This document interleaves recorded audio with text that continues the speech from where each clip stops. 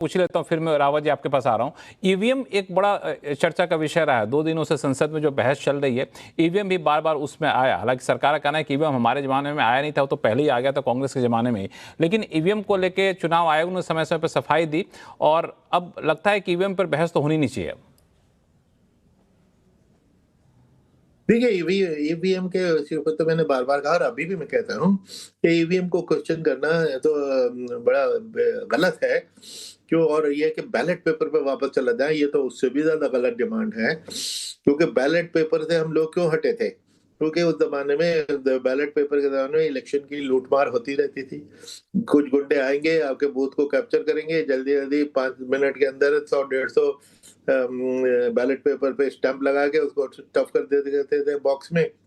ये बॉक्स को उठा के ले जाके, क्योंकि पेपर का होता था, गांव के जोड़ में फेंक दिया तो वो सारे वोट बर्बाद हो गए। इस वजह से ये क्या था।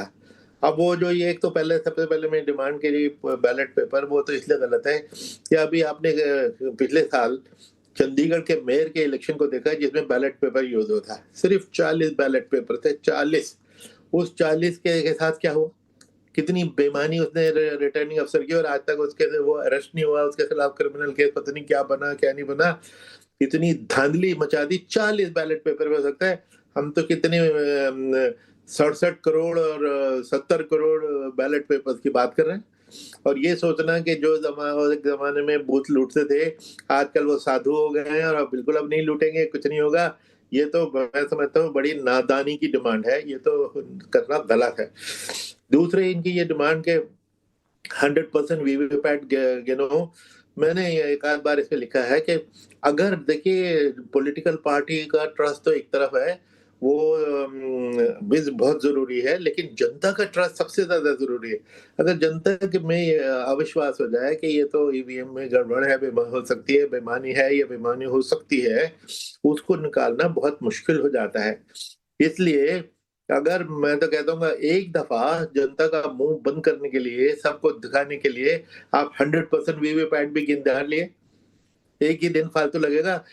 पूरा हाँ, ताकि उसमें अगर आपको नहीं मिलान होता है, हाँ, उस पर अगर मिलान करके कोई अंतर नहीं लगता है तो लोगों को भरोसा लगेगा। देखिए, खामखा आलोचना कर रहे हैं, कोई अंतर तो है नहीं। जितने वीवीपैट दिख रहे हैं उतनी मशीनों में वोट पड़े हुए हैं। रावत साहब, कुरैशी साहब की बातों में 2-3 चीज़ों में आपसे पूछना चाहूँगा। एक तो कुरैशी साहब ने जो कहा वो, और दूसरा सवाल भी लेकर आऊँगा आपका। जो बजट जो हमारे इस डिस्कशन के शुरू में हर्षवर्धन त्रिपाठी जी ने उठाया था बड़ा अच्छा, कि चुनाव सुधार में कई मुद्दे ऐसे हैं जिस पे हम लोग चर्चा किए ही नहीं पूरे डिबेट के दौरान संसद में।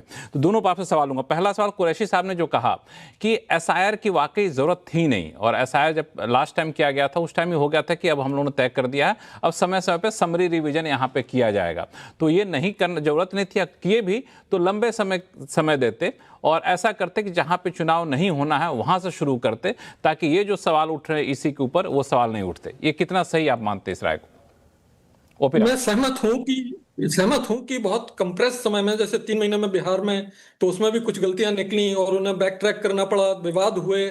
इसी तरह से अभी आप देखिए, कई बीएलओज ने, मतलब ऐसा एलिगेशन आया कि उनकी जान चली गई। तो ये चीजें देखना चाहिए। इलेक्शन कमीशन जब भी कोई इलेक्शन कराता है या मतदाता सूची का पुनरीक्षण कराता है, तो वो ये देख लेता है कि उस समय परीक्षाएं तो नहीं हो रही हैं, क्योंकि हमारे बीएलओ ज्यादातर टीचर्स हैं, उस समय कोई और चीजें तो नहीं हो रही हैं। और इस तरह से वो प्रोग्राम बनाते हैं कि अपनी ड्यूटीज, जो मूल पद है उसकी ड्यूटीज पूरा करते हुए वो इलेक्शन का काम भी 2-3 घंटे प्रतिदिन कर लें।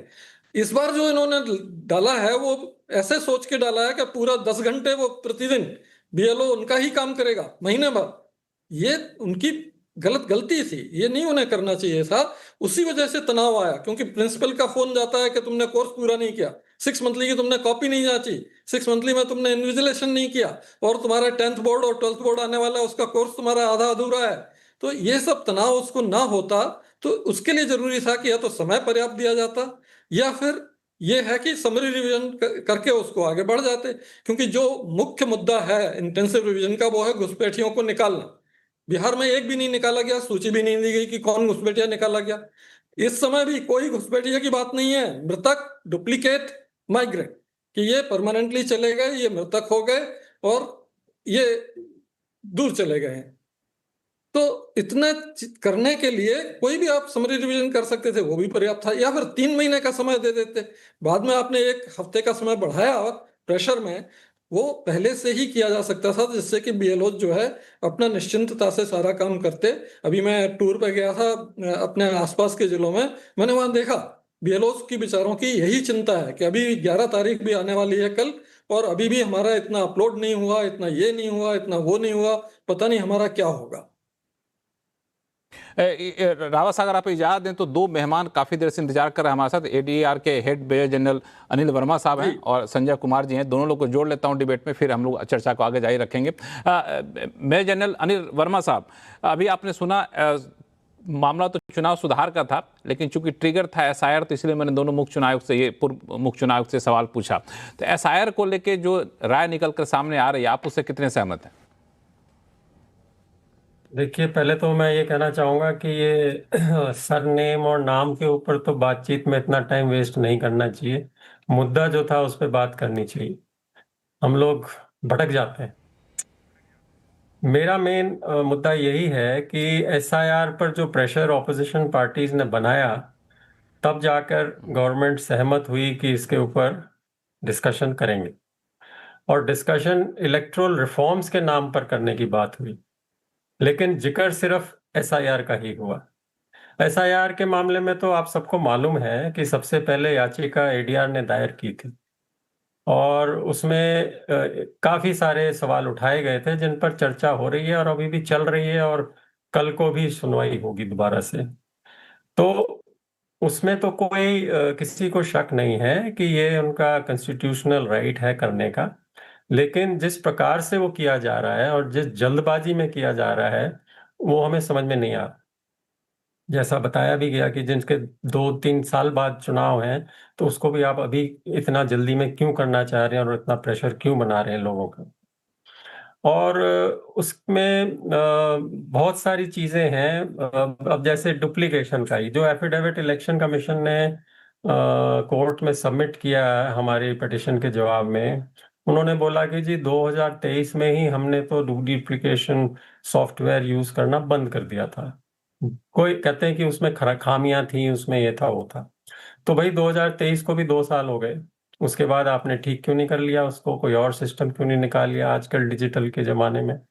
क्योंकि रिपोर्टर्स कलेक्टिव की रिपोर्ट है और बहुत लोगों की रिपोर्ट्स हैं। चलो, आप पॉलिटिकल पार्टी ऑपोजिशन वालों की बात नहीं मानते, आप समझते हैं कि वो सब बकवास कर रहे हैं, जो भी वो इतना डिटेल में उन्होंने तहकीकात करके और चीजें निकाली हैं कि भाई वो प्रूफ क्या है। तो प्रूफ और क्या चाहिए आपको? मुझे ये नहीं समझ में आया। आपको बता रहे हैं एक फोटो है एक बंदे की, वो 10 जगह आ रही है, एक घर का वो एड्रेस है वो 100 जगह आ रहा है, एक माँ का एक बाप का नाम हर एक जगह आ रहा है, तो वो चीज मानने को तैयार नहीं है। कहते हैं डीडुप्लीकेशन उसकी कोई जरूरत नहीं है। तो कैसे पता लगेगा आपको? और आप कहते हैं कि किसी ने कोई कंप्लेंट नहीं किया। हमें तो मालूम है कि जिन लोगों ने एफिडेविट दिए भी थे, उनको धमका धमकू के उनसे एफिडेविट वापस ले लिए गए। जब जो मृत लोग हैं उनको कोर्ट में खड़ा करके दिखा दिया गया है क्या, पता नहीं तो है। आप कैसे कह सकते हैं कि ये एसआईआर की प्रोसेस से 100% प्योरिफिकेशन? हर्षवर्धन जी, इस पे मैं हर्षवर्धन जी, इस पे आपका जवाब लूंगा आगे चल के। संजय कुमार जी को थोड़ा जोड़ लेता हूं।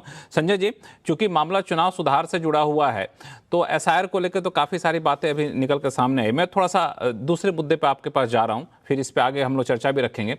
वो कि चुनाव सुधार की जब हम बात करते हैं, तो क्या चुनाव सुधार सिर्फ एसआईआर, सिर्फ ईवीएम यहीं तक लिमिट रहना चाहिए कि अभी कुछ और चुनाव सुधार की जरूरत है?